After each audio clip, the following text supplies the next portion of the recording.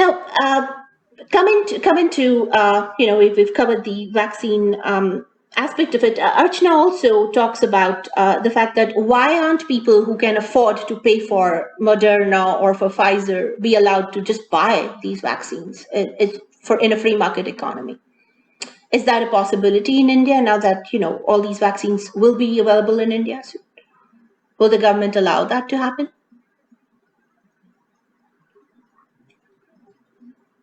I think they will, but I don't know if that is helpful, because it doesn't matter if I get vaccinated and my family gets vaccinated, but if a large percentage of the population is not vaccinated, then that means the virus will keep circulating, and then again new variants will be reported. And as the doctor was speaking a little while earlier, we don't know if Moderna or Pfizer are effective against the Indian variant. And if the virus keeps circulating, it doesn't matter if 100% of the US population is vaccinated, or affluent Indians are vaccinated. If the virus keeps circulating, there will be variants which will not be effective, which vaccines will not be effective. And so the goal should be mass vaccination, and not selective vaccination of people who can afford some sort of an expensive vaccine. So you think the only way that this will stop is in a government effort to drive mass vaccination of everybody? Exactly.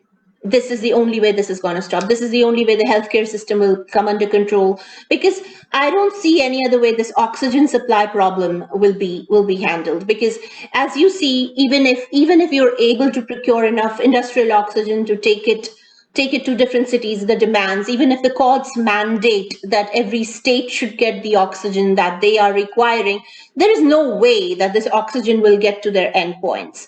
Is there a way? My question to you is there a way that we can speed up the oxygen concentrators getting to people that it needs to go to? Is there another way of doing this that the government is not looking at? An innovative way? Because I know a lot of concentrators, even Sanjeev is involved in all of that, are being sent from here, are being shipped from everywhere else in the world. The problem isn't that. The problem is much more complicated. The problem is that they don't have the tankers, they don't have the containers, they don't have the way in which this gets to the people. The supply chain is broken. Well, I think this is something Hartosh, if you don't mind, can you just speak up a little bit? Sure, I will. Sure. I mean, I think this is where Sanjeev could come in and tell us something.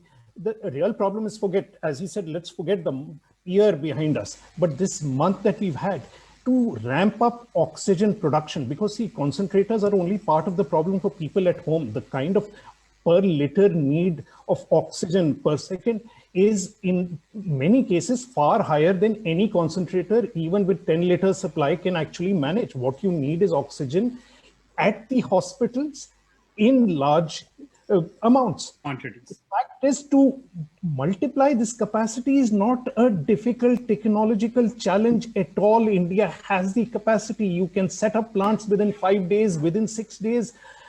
We should have been in this 1 month itself been able to expand capacity. We can still do it. It just needs direction. We have examples across the country where in a single district, one official working hard has been able to set up enough oxygen capacity to ensure that district doesn't have a problem. This should be done nationally in some ways. And it's a technological problem for which we have solutions, but it needs direction. So Hartosh, I believe I can address that. But before I say it, I believe your approach and your request to the current government is put the lockdown is far more critical and important than solving this problem right away, because this problem is going to keep expanding and we will not be able to supply 100 million, 200 million oxygen concentrator or generator in timely fashion, and people will continue to die. So yes, India should consider the government if they can. I don't know. I cannot speak on the behalf of government. That's beyond my understanding. I'm just a guy and trying to help whatever I can with the limited means we have as an alumni in Silicon Valley. We want to do whatever we can because I believe we have to do something. We cannot just sit here and cry or yell about it. We have to do something, and that's what we are all doing. to answer your question of generating oxygen, there are a lot of efforts we are doing as a community, as a IIT alumni community. We have donated one oxygen generator to a hospital in Noida. We are looking for equipment. We are running around. There are a lot of shortage issues we are having with parts. We are dealing with zeolite issues. So everybody is thinking that you take the nitrogen plant and convert it to oxygen plant. It's like just a piece of cake. It's not that easy. It's not that straightforward. It is still an engineering problem.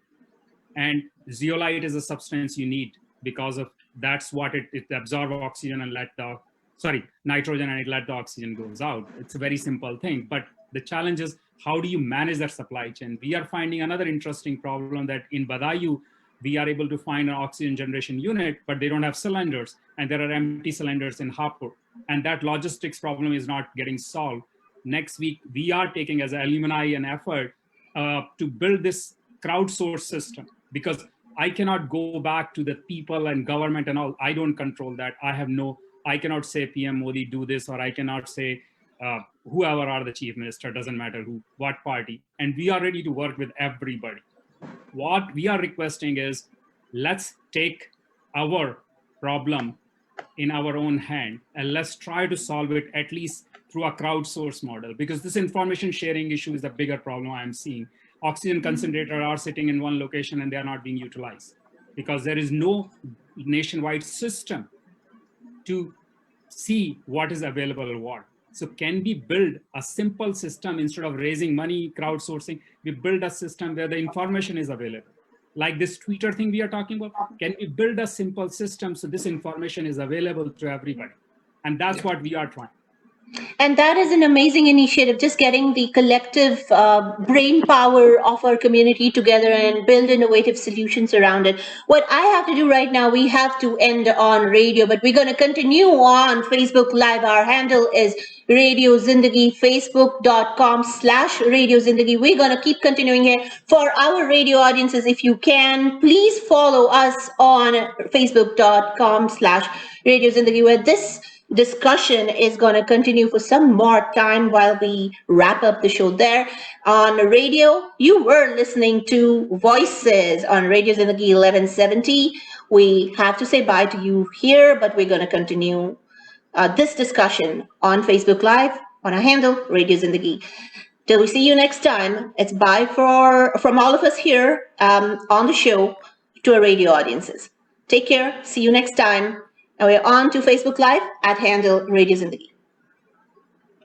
So, Meera, can I add? Yes, please. Yes, please, Sanjeev. So Hartosh, what efforts we are doing on the behalf of 26 IITs and 500,000 IITians. We are working in even designing these oxygen concentrators. These can be built in India, but the problem we are having is the parts. That motor is not available. That zeolite is not available. That not just that, what people are not realizing is not the problem with just shipping the oxygen concentrator. I have done PhD in last 10 days on the oxygen concentrators now. The 110 volt doesn't work in India because it needs to be 220 volt. Now people are thinking, send me 110, I will step it up, but you have to change the frequency. Now it's not a simple trivial transformer now. So the complexities are immense. So I do see your point and I do understand from where you're coming. And if we look back last 15 months, Singapore, New Zealand, Australia, these three countries have shown that you can, by lockdown, solve this problem. I'm completely, so first we have to slow down. This is what we have done in California, Meera, when we have the big similar problem we had in LA. We had Manhattan, we had New York, same problem. Our hospitals were overwhelmed in New York as well. Just like, I mean, when we initially started looking at pictures coming out of New Delhi, we were reminded of the ticker on CNN. You know, we'd get on a 10-minute Zoom call, come back, and 500 more people gone on the CNN ticker. I mean, it was exactly the same excruciating feeling that we were talking about it earlier as well. It was the same feeling we got earlier in 2020.